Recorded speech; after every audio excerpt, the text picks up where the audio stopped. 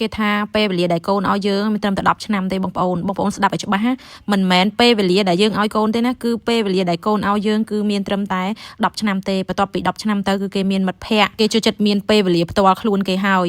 ពេលដែល18 20អីចឹងទៅគេមានសង្សារគេឃុំខ្លួនគេតែក្នុងបន្ទប់គេមានមិត្តភ័ក្តិគេដើរលេងទៅជាមួយមិត្តភ័ក្តិគេពេលវេលាដែលកូនឲ្យយើងគឺកាន់តែខោចទៅតែម្ដងបើយើងអត់ចេះក្តាប់ឱកាសពេលវេលាដែលយើងនៅក្បែរគាត់តែងតែហៅរកយើងរាល់ពេលហ្នឹងណាចូលម៉ាក់ប៉ាកុំខឹងកូនកុំធុញកូននៅពេលដែលកូនហៅរកព្រោះអាយុកូនតិចគឺពេលដែលគាត់ឲ្យឱកាសយើងហើយគឺពេលដែលគាត់គិតថាមានតែយើងទេសំខាន់ជាងគេក្នុងជីវិតគាត់អញ្ចឹងពេលនោះហើយដែលយើងមានឱកាសបានស្និទ្ធស្នាលបានបញ្ចេញអារម្មណ៍ដែលយើងស្រឡាញ់គាត់ពេញលេញតែម្ដងបងប្អូននេះគឺខ្ញុំឮគេនិយាយដែរទេពេលដែលខ្ញុំឮគេនិយាយហើយគឺខ្ញុំភ្ញាក់ខ្លួនតែម្ដងបងប្អូនរាល់ដងគឺខ្ញុំគិតតែពីការងារទេអត់សូវខ្វល់ពីគាត់ទេពេលឮគេនិយាយហើយបងប្អូនអើយចង់ទឹកភ្នែកតែម្ដងគេនិយាយពិតជាត្រឹមត្រូវមែនតើពេលវេលាដែលពួកគាត់នៅតូចៗនឹងហើយដែលពេលវេលាដែលគាត់ឲ្យយើងថ្នាក់ថ្នមគាត់នៅក្បែរខ្លួនគាត់ផ្ដល់ភាពកក់ក្ដៅឲ្យគាត់តែតិចទៀតបងប្អូនគេគ្មានពេលវេលាឲ្យយើងទៀតទេ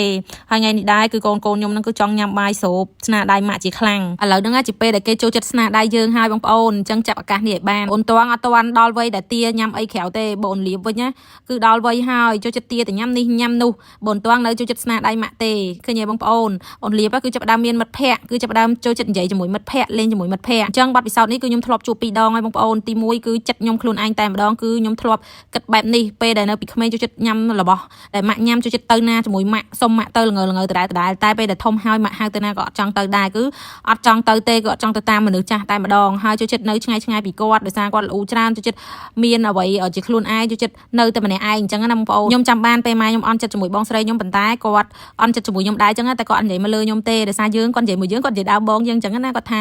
រាល់ថ្ងៃហ្នឹងគឺគាត់មានណាគេមកបាយផ្ទះទេពេលដែលគាត់ធ្វើម្ហូបឆ្អិនហើយអស់ណាគឺគាត់ហូបតែម្នាក់ឯងគាត់ថាកុំឲ្យខ្ញុំធ្វើការរកស៊ីដល់យប់ពេករាល់ថ្ងៃហ្នឹងគាត់អត់ឃើញខ្ញុំសល់អីទេទុកពេលវេលាឲ្យគាត់ខ្លះផងអញ្ចឹងខ្ញុំគិតថាអារម្មណ៍របស់គាត់នៅថ្ងៃណាមួយគឺនឹងធ្លាក់មកលើខ្ញុំហើយអញ្ចឹងនៅពេលនេះគឺខ្ញុំសប្បាយចិត្តបំផុតគឺនៅក្បែរកូនហើយខ្ញុំចង់បញ្ជាក់ប្រាប់គាត់ថាខ្ញុំចង់នៅក្បែរគាត់មកជីវិតកុំឲ្យគាត់ធុញខ្ញុំកុំឲ្យគាត់នៅឆ្ងាយពីខ្ញុំអ្វីដែលគាត់ចូលចិត្តអ្វីដែលគាត់ចង់ញ៉ាំខ្ញុំតែងតែភ្លក់ខ្ញុំតែងតែចង់ស្វែងយល់ថាគាត់ចង់ញ៉ាំចង់បានគឺដោយសារតែអ្វីអញ្ចឹងណាបងប្អូនកាលមុនអត់ទេបងប្អូនដឹងតែជំទាស់ everyday តែម្ដងហើយពួកគាត់ទាំង3នាក់ហ្នឹងតែម្ដងចូលចិត្តញ៉ាំចំហុយស្វិតព្រូតាទីមែនតើបងប្អូនចំហុយស្វិតព្រូតាទីរសជាតិផ្លែឈើសំខាន់ណាស់ជាផលិតផលរបស់ខ្មែរយើងតែម្ដងបងប្អូនចំហុយស្វិតព្រូតាទីហ្នឹងបងប្អូនអើយខ្ញុំឲ្យ rate 100 លើ 10 ហ្មងរឿងរសជាតិឆ្ងាញ់មែនតើបងប្អូនឃើញអត់កូនខ្មែរយើងមិនធម្មតាណាផលិតចំហុយស្វិតបានរសជាតិឆ្ងាញ់ហ្មងខ្ញុំនិយាយមែនសំខាន់ណាស់ស្តង់ដារអនាម័យគឺខ្ពស់តែម្ដងចំហុយស្វិតព្រូតាទីមិនមែនទឹកចេញទេបងប្អូនគឺមានយូរហើយងាយស្រួលរកទិញទេតាមចាប់ព្រួយណាក៏មានដែរសំខាន់រសជាតិផ្លែឈើប៉ិតហ្មងតបែកគឺញ៉ាំមកដូចយើងញ៉ាំតបែកចឹងណាបងប្អូនហើយវាមានរសជាតិច្រើនមុខមែនតើមានរសជាតិគូលែន